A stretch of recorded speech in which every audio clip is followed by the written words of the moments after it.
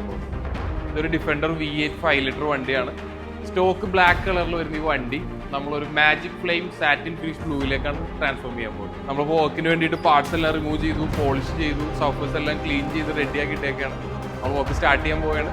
അപ്പോൾ നമുക്ക് next work കഴിഞ്ഞിട്ട് കാണാം.